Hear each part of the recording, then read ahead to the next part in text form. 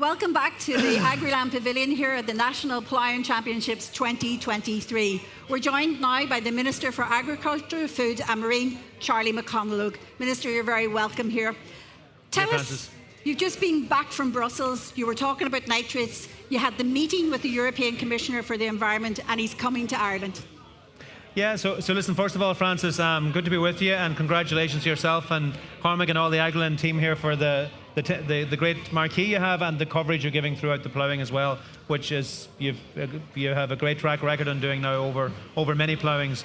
So listen, yeah, just back last night from Brussels, obviously with their monthly European Council meeting, but I also met the European Environment Commissioner, who's also the Fisheries Commissioner, so I would have a lot of engagement with him.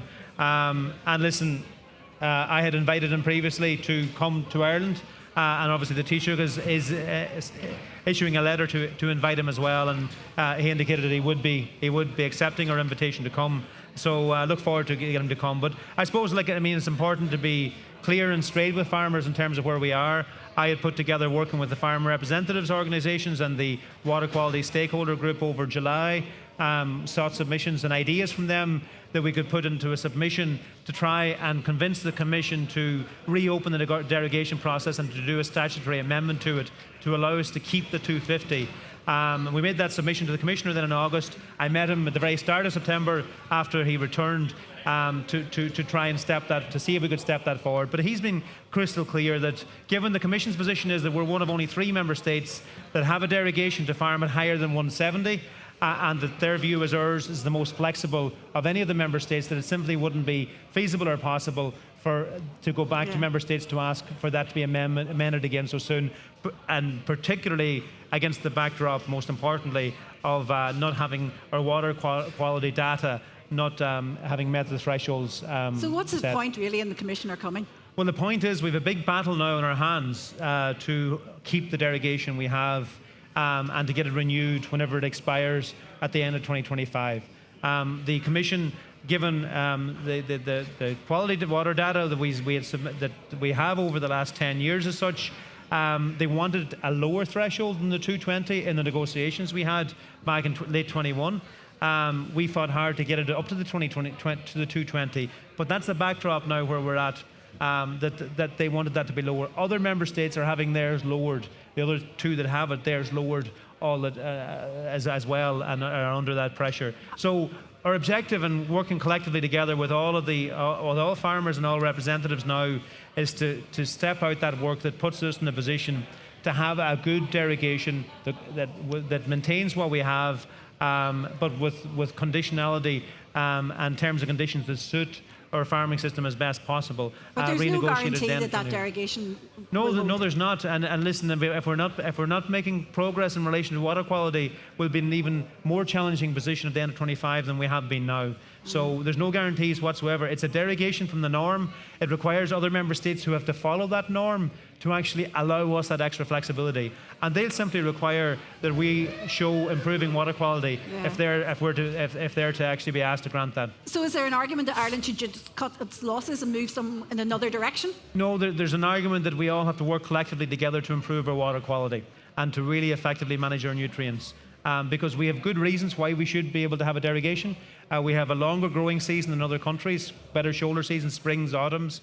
It's also, we're grass based, and our grass can take up more nutrients and utilize more nutrients than what would happen in other countries, which wouldn't have the same length of growing season and indeed wouldn't necessarily have the same temperate climate that facilitates the uptake of nutrients from the soil into grasses to grow grass and to grow crops. So there's a good reason why we have it.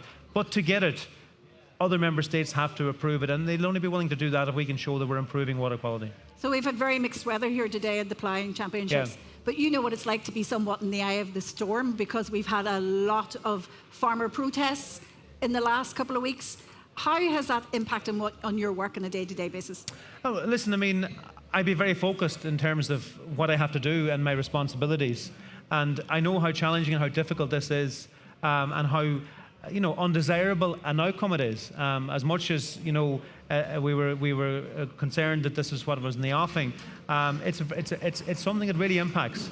But listen, that's whenever that's whenever the responsibility comes on you when you're the minister to really show the leadership required to set the pathway forward and to communicate where we're at, and then to work with everyone in terms of how we improve our position. So, I've been very focused in terms of being clear and honest with farmers as to what the situation is, as to the fact that the Commission have made it absolutely clear to us that there's no prospect of it being of a statutory amendment to the current derogation, and that the only game and the only show in town now is working to make sure that we renew that derogation then at 25 and keep it into the future, and getting on with that work as quickly as possible, as well as looking to see how we can work with those farmers that are impacted in relation to the 250 to 220. Farmers are very angry though, aren't they? They're very angry and they're very frustrated. And do you think I was talking to one farmer a couple of weeks ago and they said the minister's lost the dressing room. Do you think that's fair?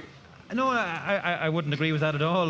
Listen, I mean, there's no choice open to me here other than to be clear and honest and as to where we're at, and then work to step forward and go forward. And to work. And listen, that's a difficult process because that's not where we want to be at.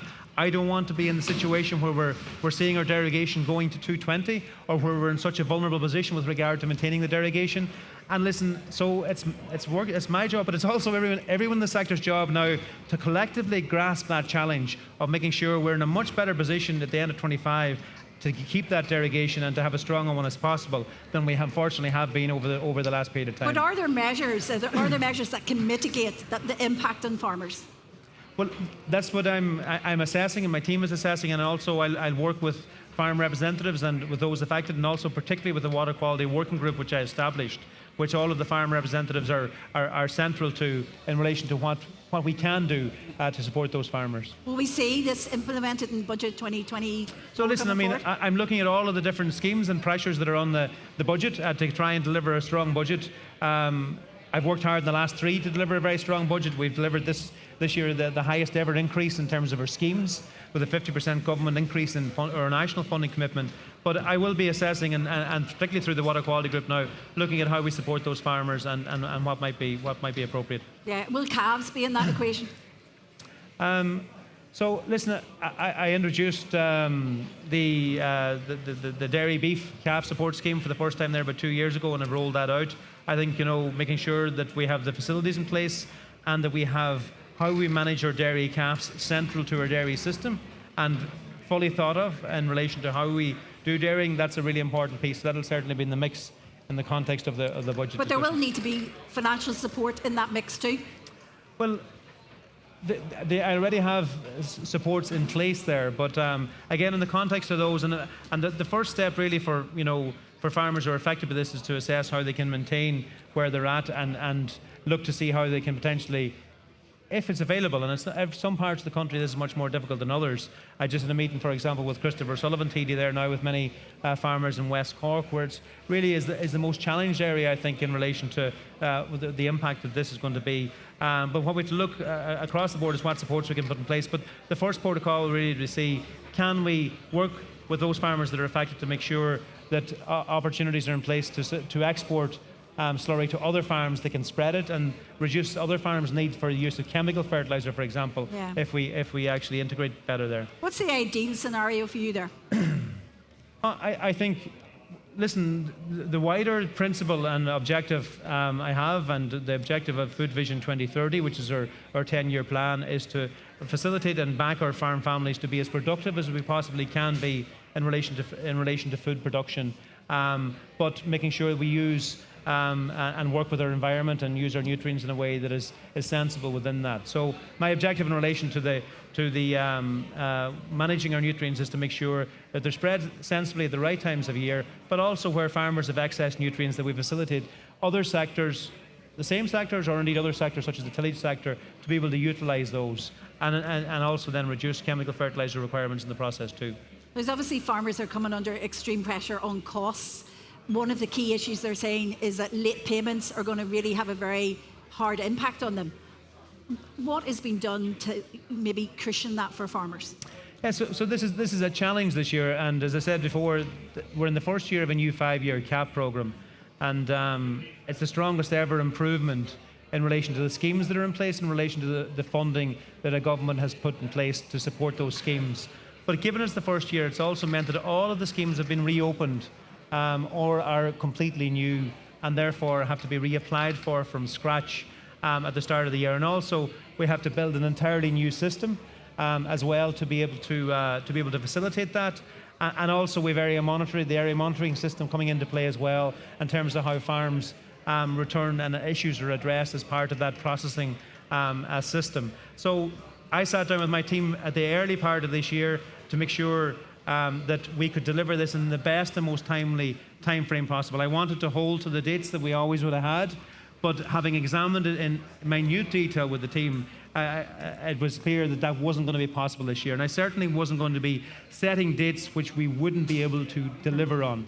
So that being the case, then we set the dates back in March for which the payments would be made this year, and communicated and wrote to every farmer in the country in March to outline what the dates would be.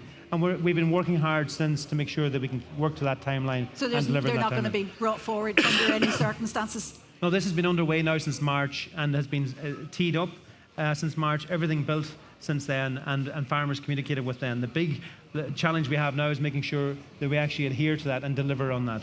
And then next year, I've made the clear commitment to farmers. Next year, then, we will return to the previous dates for all of these schemes next year. But next year, we'll be starting in a very different position. The systems will be built. Farmers will all have already applied the previous year. It'll be a rinse and repeat, and that gives us the opportunity to bring things back. But it simply wasn't going to be possible this year.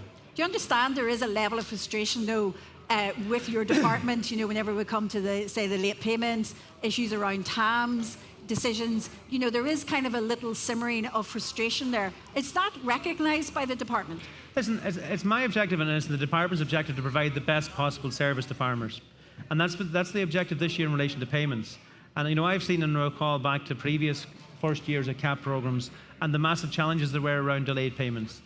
The massive challenges were when dates were set, where only half of farmers got paid in those dates, and where the whole system was collapsing on its weight because farmers then didn't get paid in the date they were expecting. They were ringing up saying where it is. I want to make sure we can tell farmers clearly when they're going to be paid this year and then deliver on that. And that's why we set in place that from the start of the year. In relation to TAMs closed at the end of July. We have a record number of applicants. We've never seen as many applicants. And last week I announced that 100% of the TAMs, so that was the end of July. The last week then I announced that 100% of those who applied and who meet the criteria will get approval.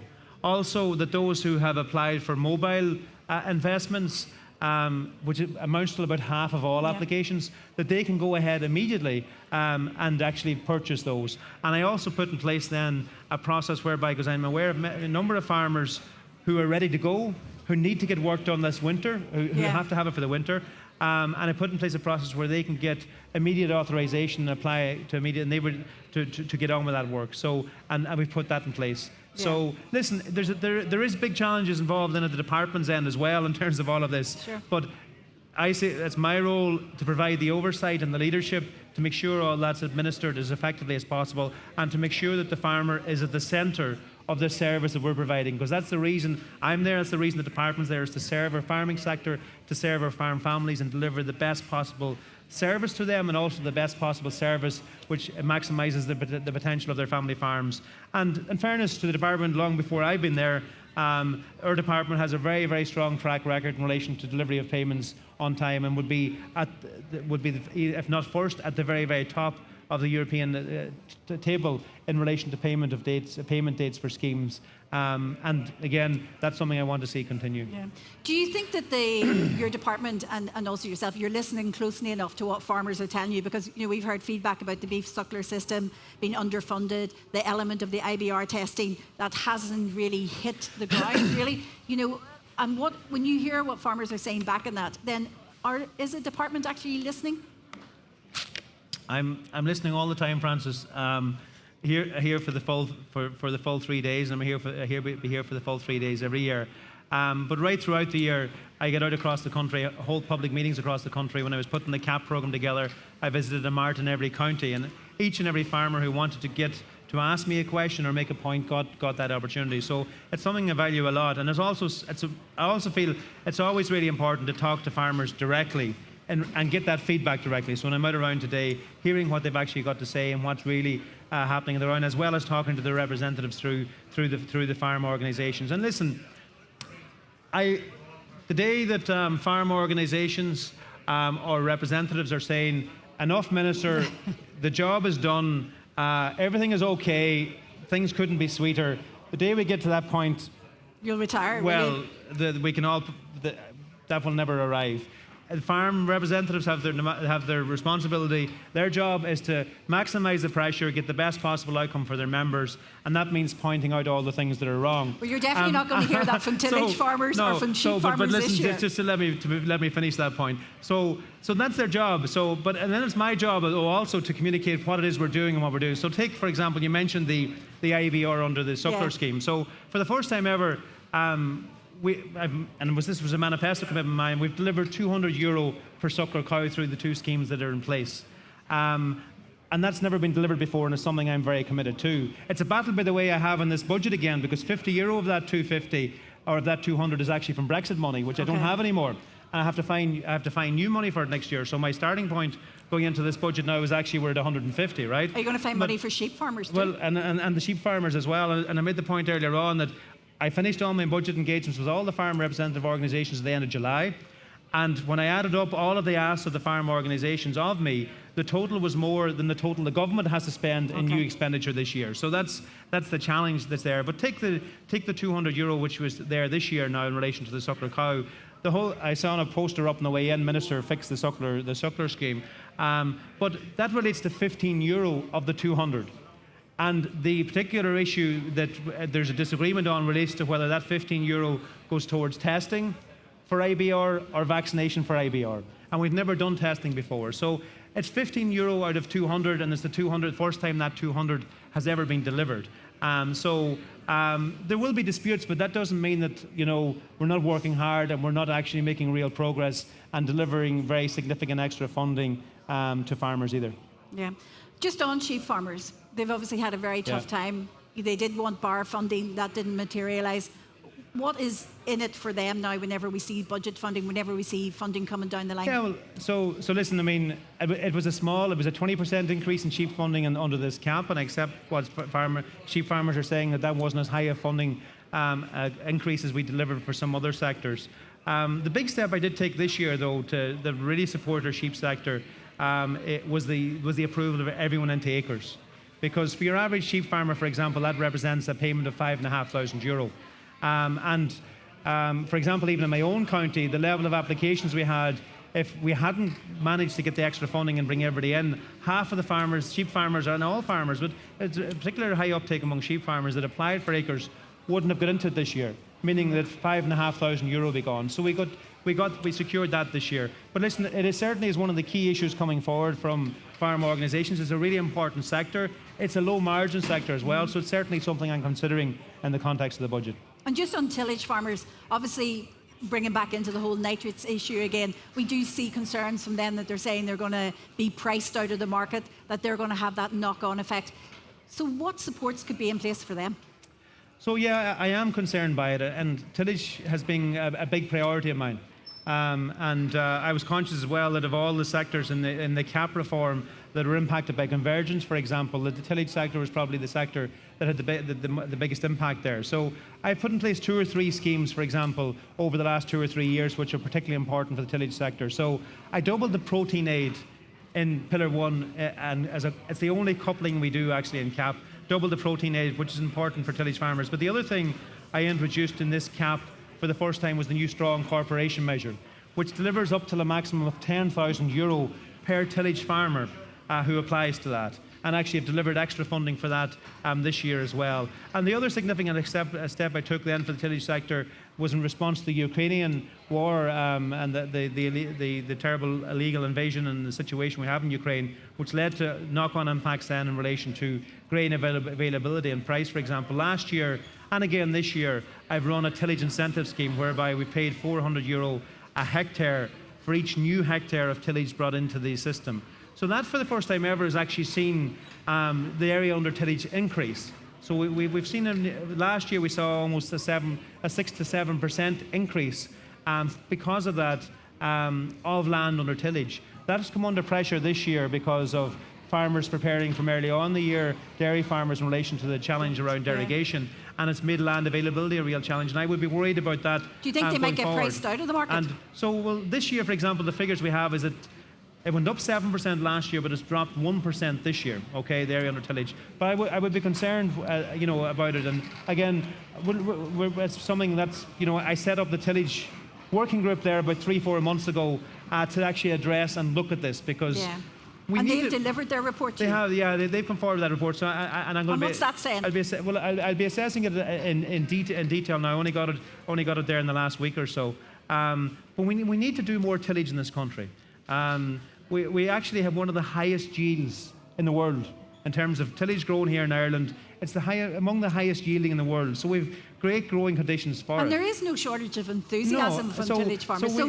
What's the problem there then? Listen, that's what I'm going to look at, because structurally we should have a larger tillage sector. It makes sense to grow more, since yields are so high here. It makes sense to do more of it nationally. We'll always talk about, South American beef, for example, and that, but yet we import a good bit of our South American tillage cereal from South America, yet we have the best yielding conditions in Ireland of anywhere in the world. So we could and we should do more of it here. And listen, that's what I want to assess. We made good progress last year, but there's a bit of pressure this year, and I would, and that's something I'm conscious of for next year, and looking at in a fair bit of detail too. And obviously we've had issues around the weather, so you're looking into maybe extending the slurry deadline? So listen, I've asked, obviously it's been a challenging year, so I've asked the monitoring group to look at the technical data. There's certain criteria you'd have to meet that justifies any extension to it. So they're doing that work at the moment, and I'll have clarity on that by Friday. And time really isn't on our side. No, by Friday. I mean, obviously farmers within the, we see what the weather is like here today, so I'm conscious of that, and I indicated yesterday that work's underway, and I'll have an answer on that by Friday. Yeah. And just looking outside Ireland, I know you were talking about trade deals and the possible threat of trade deals whenever you were in Brussels yesterday. How big an issue is that for us? It's a real issue. It's really important, first of all, in relation to the standards we apply at European level, that they apply to any trade deals we sign up to. And that's a big issue in relation to the Mercosur trade deal, and that's why it's actually held up at the moment, because we're insisting that that's fully assessed with regard to that. So it's also really important to us in terms of actually having the capacity to trade, because 90% of all the food that our farm families produce actually is exported abroad. Most of it within the European Union and Britain, but a good bit outside of that too. So that capacity to trade, and for example, some of the political parties in the Dáil were objecting to the Canadian trade deal there a couple of years ago, and that's important for some of our agricultural produce too. So trade is on the round really important. If we weren't part of the wider European market, we would have 90% too much beef and milk more than what we need for our own domestic needs. So having access to high value markets and having that capacity to trade is a key pillar in which our agriculture system here works, and also really important for countries that can't produce enough for themselves to be able to benefit from that too. But they must be fair, and the standards must be consistent in relation to what we're asking the same of others that we ask of ourselves. Yeah. This week, whenever we've been preparing for the Ploughing Championship, one of the key issues that has come back from us a lot is that farmers feel that they're not getting recognition for what they're doing, that they don't get recognition from government, and they don't perhaps get recognition from consumers. Do you think that's fair? Yeah, I think that's a fair criticism. And, if you're... So do you think we value farmers enough in Ireland? No, I think there's a very strong value put in farmers, but I think certainly if you listen to the discussion that goes on a lot of the time, there isn't the recognition there of what farmers are doing in the massive. So even the last week or two, for example, the discussion and the debate around the nitrates directive, in terms of how the wider public would have viewed that, this would have been massively frustrating to farmers to see that, listen, this is what's been discussed. It looks like, we're not doing enough, and that's the way the debate gets. So it's very hard to pull out all the stuff that we are doing, and it's massive, and get that the same airtime. And it really frustrates me that every time you see a debate in climate on TV or whatever, you look up and it's a picture of a cow in the background. So the key thing is, and there's an onus on me, but an onus on everyone in the sector. Every time we talk about this, go on the front foot and make it very clear, push back and make it very clear in relation to how much is happening. The 46,000 farmers that joined Acres, all the steps that farmers are taking to actually try and address water quality, the massive amount of work that is underway, the fact that last year to this year we reduced our emissions and maintained our food production. Those are things we need to keep communicating. And, I hope that we can collectively go on the front in that regard. But the starting point needs to be acknowledging the responsibility and the role we have, Okay. And saying, yeah, we have a part to play, but it's only a part. And then telling that part, okay?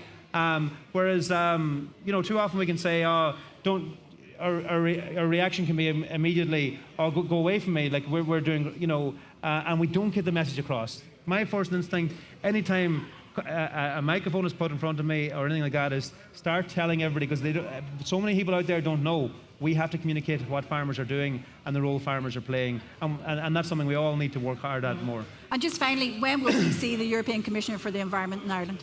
So listen, I don't have a date on that now. He indicated to me yesterday that he would be accepting our invitation, so we'll liaise with him now. The Taoiseach is going to be writing to him as well, and we will liaise with him and facilitate that date. But the one thing the Commissioner has been crystal clear on is that the existing derogation in terms of any amendment, statutory amendment to it, isn't on the table. So our battle now, and to be clear with farmers, our challenge, and we have to work towards, is making sure and we convince the Commission and other member states for us to actually have our derogation renewed, and that we work and we show the work we're doing in terms of water quality that puts us in a position to make sure that that's the case. Okay. Minister for Agriculture, Food and the Marine, Charlie McConalogue, thank you for joining us. Thank you, Francis. Thank you very much.